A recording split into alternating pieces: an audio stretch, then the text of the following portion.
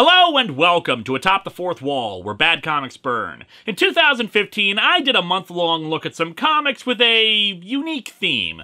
Stan Lee, known for if not outright creating most of Marvel's line, at least contributing in some regard to their creation, was given the chance to do a little Elseworlds experiment for DC. Given just the name of the character, how would he have created some of DC's own staples? And thus was born Just Imagine Stan Lee creating the DC Universe. When I reviewed them, I looked at Superman, Batman, Wonder Woman, and The Flash. Half were good, half were just kinda meh. Still, people have been requesting I do another look at these, and while I'm not ready to do another full-on theme month for it, I think for the 10th anniversary celebration, we can spend a week and take a look at another one. And considering how many Green Lantern books have spotlighted in more recent years, why not that one? So let's dig into Just Imagine Stan Lee creating Green Lantern, and see how Stan handled our beloved space cop.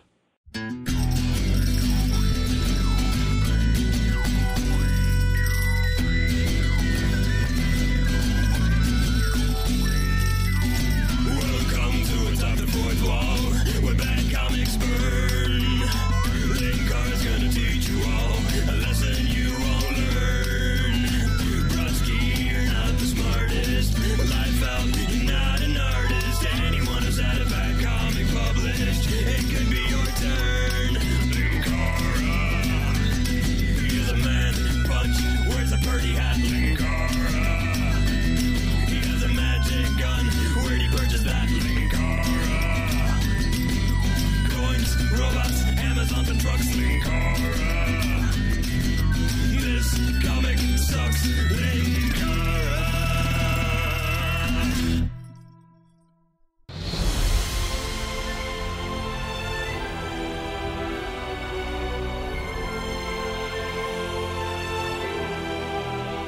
The cover's okay. We get a big shot of our Green Lantern, who's basically a naked green Ken doll without hair and a big lantern symbol on his chest, along with a little montage around it showing various shots from the interior of the comic. Nothing too special, but it's not terrible. But yeah, our hero is glowing bright green. Well, suddenly I have a refreshing mint flavor. We open on an evil church, the one owned by Dominic Dark, the guy we saw in the other issues. The Church of Eternal Empowerment, a church like any other church. Or so it seems. The communion wafers are chocolate. Reverend Dominic Dark abruptly turns from his congregation. Exalted One? Leave me! I just realized I'm wearing my casual evening cloak to church. This is so embarrassing! Dark uses some magic to contact a group of mercenaries out in a jungle, asking for a progress report on the thing they're seeking. They say they haven't found it, and he zaps one of them. Find it, Crag Krogor, for well you know the penalty for failure. I'll give you a name with even more alliteration. You will be Crag Carlton Krogor.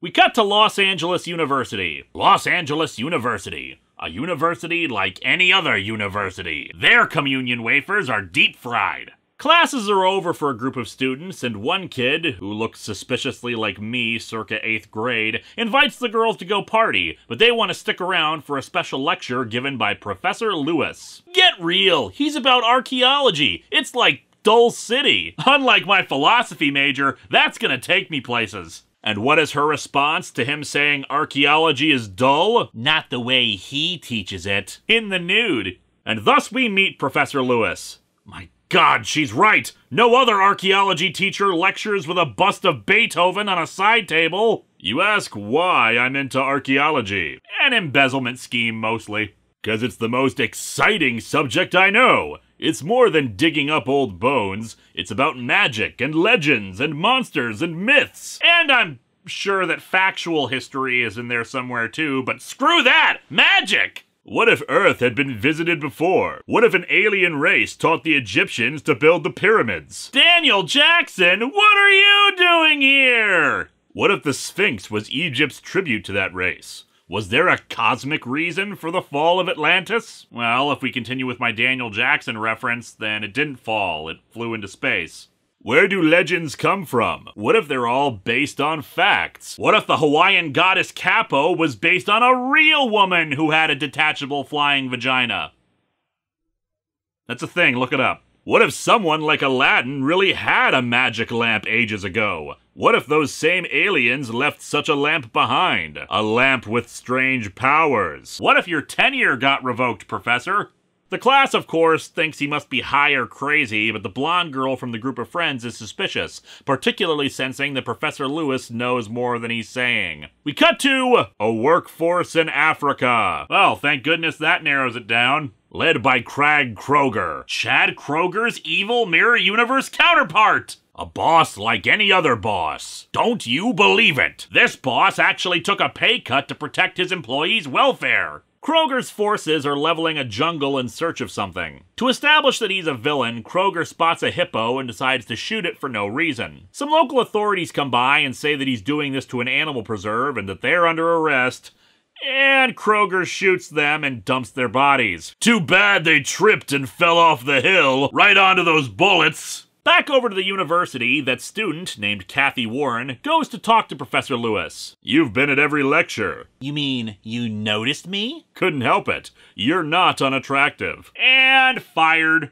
Professor Lewis says he can't stay and chat. He has a plane to catch to Africa. He's seeking out the fabled Tree of Life, shown here in the Kabbalah version of it. The Tree of Life is mentioned in every religion, especially Satanism. From what I've read, what he's saying is a bit of an exaggeration. Basically, a good chunk of religions mention a sacred tree of some kind, usually symbolic of family or life or connecting heaven to earth and etc. I don't know if I would say that it justifies some kind of root source for a lot of branching mythology. It's just trees work really well as a metaphor for a lot of things. But in any event, he's going to Africa because of it being the cradle of mankind, and is hoping to find it. However, as he's driven away, Kathy makes a phone call. Someone else suspects the truth. What are my orders? Someone else knows that the secret ingredient of Coca-Cola is trees. Back in Africa, the workers refuse to go any further when they come across a denser part of the forest covered by green mist and glowing green quicksand. Ain't no cruddy quicksand gonna stop us. Probably just ordinary mud anyhow. Just ordinary mud that's glowing bright green.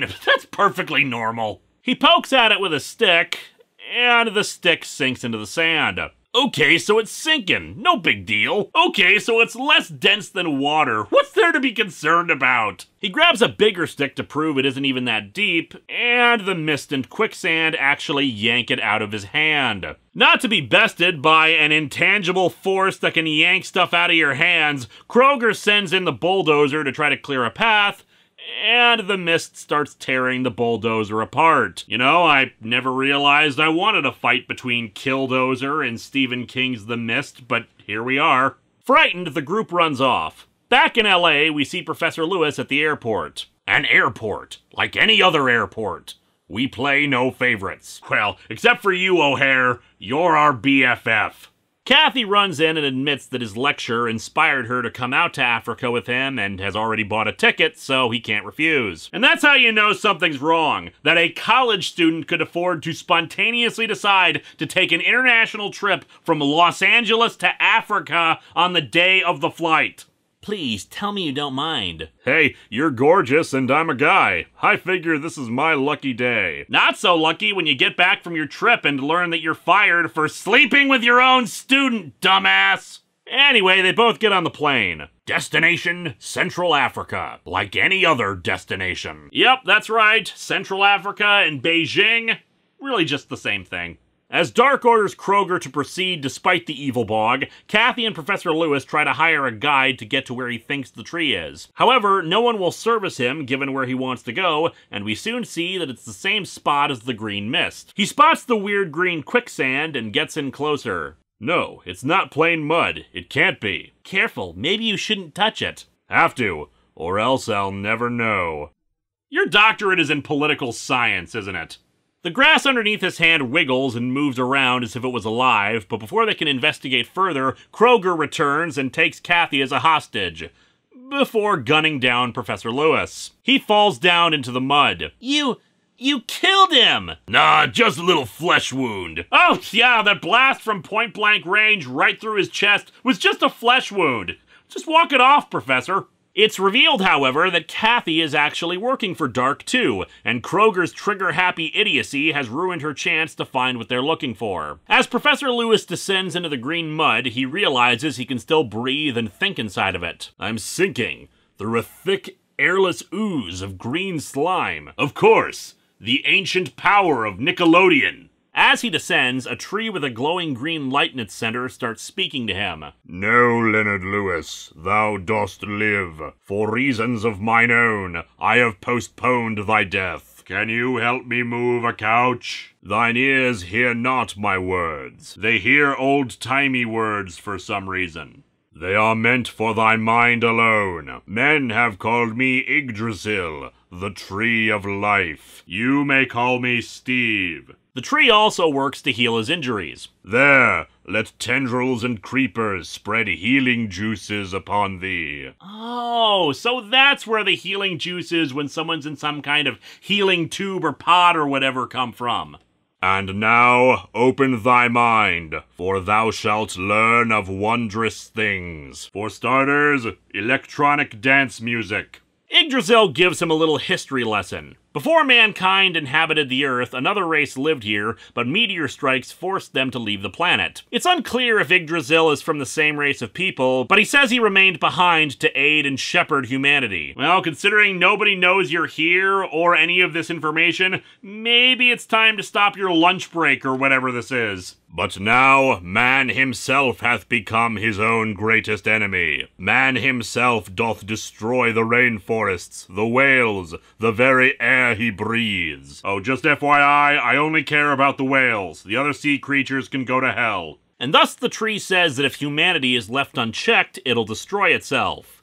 And that's where Professor Lewis comes in. I find thee pure in spirit and courageous of heart, and incredibly horny for your students. I possess the power to give thee life anew, and since thou art worthy, death shall not claim thee this one time. Death will accept a coupon for one free killing later. Yggdrasil transfers its own life force into him and imbues him with power. From this moment forth, my spirit shall reside within thyself. And yea, thou shalt be known as the Lorax. Whate'er befalls the human Leonard Lewis, thou shalt face it with the power of Yggdrasil. And thus he transforms into his new form. Thou hast the human race to serve. Thou hast a planet to protect. Man, this Captain Planet reboot is actually pretty decent, guys.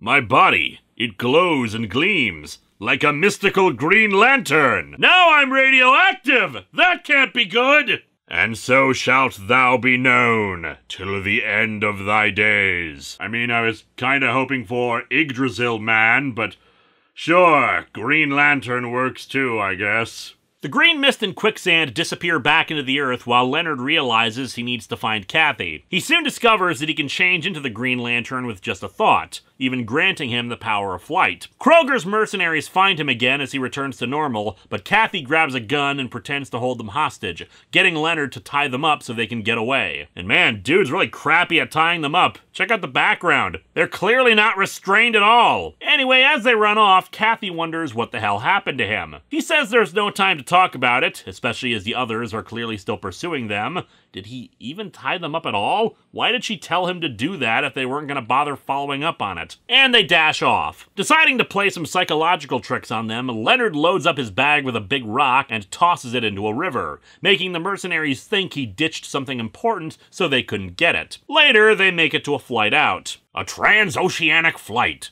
Like any other transoceanic flight, except it heralds the coming of a new superhero, Transoceanic Flight Man. Kathy once again asks what happened. It wasn't a thing, more like an emotion. It affected me right here, in my lung. Kathy says she wasted a week of her life on this and refuses to talk to him anymore. The professor thinks to himself that he had a feeling he shouldn't tell her the truth, and given her reaction to what he was saying, this pretty much confirms that. She was only interested in what was in the bog. After they land, Kathy calls up Dark. Did he suspect anything? I don't believe so, but he's a madman. He has delusions. People don't have feelings. What a delusion. Dark orders her to murder him so there aren't any loose ends, which seems kind of unnecessary and will just attract unwanted attention, but I'm not the evil cult leader, so what do I know? He teleports Kroger to his church, pissed that he didn't find the Green Lantern power, which really makes me wonder why the hell is this called a Green Lantern power when the power comes from a tree? To give him some encouragement to find the power, he puts a curse on him. For each day that passes, he'll age another year, meaning he'll be dead in less than 2 months if he doesn't find the Green Lantern. You know, Dark, I'm beginning to think you're not that great a manager. Promises of reward make for much more efficient employees than a hostile work environment.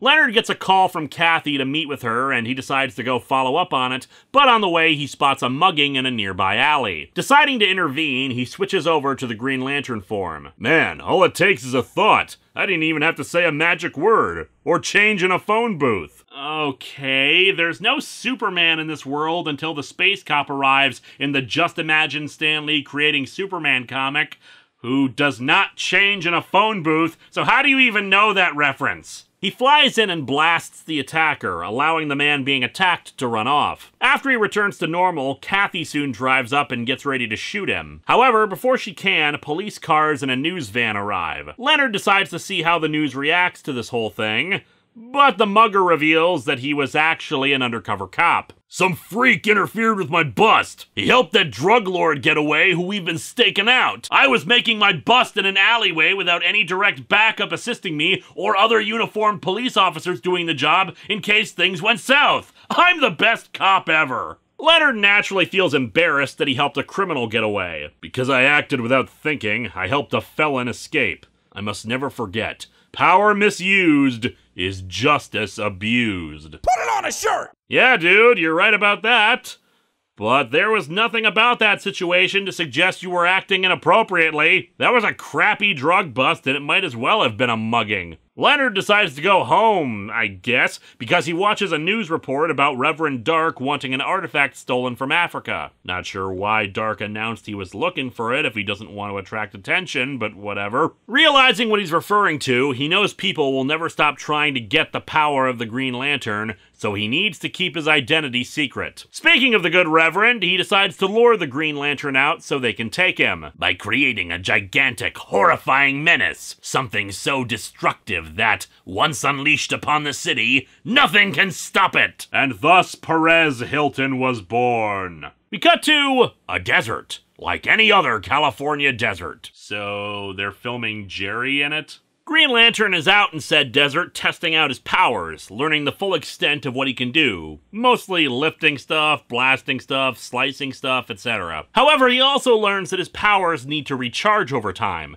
The more he uses them, the weaker they get, and the more rest he'll need later. Days later, we rejoin a lecturer. Like any other lecturer. Okay, comic, we get it! Everything is the same except when it's not. Find a new narrative motif! Apparently the good professor doesn't find it weird that he never ended up meeting with Kathy and just went back to work. Kathy figures out that it's no coincidence that the Green Lantern appeared after Leonard survived the Green Bog, so she plans to take him as a hostage and present him to Dark. However, before she can make a move on him, a display mascot for a movie called Gargantua starts to move on its own and begins a rampage in the city. First comes shock, then disbelief, then overpowering awe, then Taco Bell cravings. Kathy confronts Leonard in an alleyway, aiming a gun at him, but he spots the attack by Gargantua and decides to go deal with that. Upon seeing him transform, she realizes how stupid it is to be working for the bad guys. Was I mad?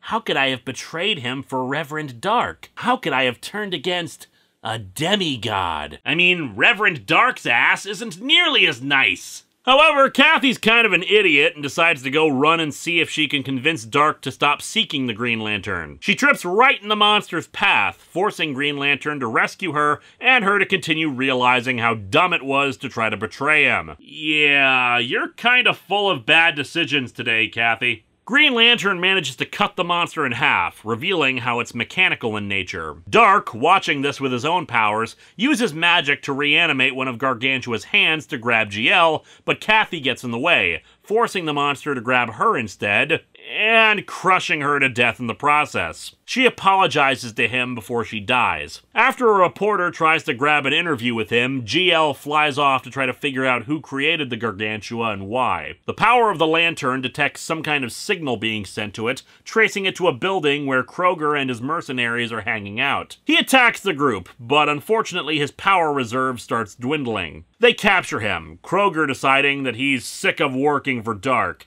He wants the secret of the Green Lantern power for himself. GL agrees since he really has no choice, and I guess even depowered he gets to stay in the Green Lantern form since he doesn't revert back to his civilian form. They get in a car and start driving around. Just drive a little further and you'll see how I do what I do. We've been driving for hours. I'm starting to think there ain't a Green Lantern fast food joint around here. But yeah, I guess driving around aimlessly for hours wasn't a tip-off that something was up, but it doesn't matter since his powers are recharged and it allows him to fight off the group. He grabs hold of Kroger and demands to know who he works for, but Dark accelerates the rapid aging, killing Kroger in seconds. You'd think if he was observing these events, he would have done that as soon as he started talking about betraying him. And so our comic ends with GL pondering all the strange things that have been happening as he flies off into the night. But everything happens for a reason. There must be a reason I was given this strange and awesome power. Turns out it was just an elaborate marketing scheme for Green Giant. And as long as I live, may I prove to be worthy of it. I must only use this power to hit on my students. This comic is actually pretty good. I like this redone origin. It feels unique even if I've referenced other nature-themed heroes in this story. Leonard is likable enough as he is, and despite my snark about his inappropriate relationships with his students, he seems like a character who has a lot of room to grow and expand. Him being a mythology professor offers a lot of storytelling potential for villains and building mythos around the Green Lantern powers and the original inhabitants of Earth. He could potentially see foes and allies based on the original versions of well-known or obscure legends and stories. It's a pity this is only a one-shot. I actually would love to see where the story could go from here. The book is far from perfect. There are some logical hiccups here and there, some standard comic book goofiness, and a few parts that are completely unnecessary, like him screwing up the sting or the repetitive narration, but it's not that distracting or that damning. Definitely one of the winners for this line of characters in my opinion. Next time, back to an old favorite that we haven't properly revisited in quite a while. That new spore of madness that is the New Guardians.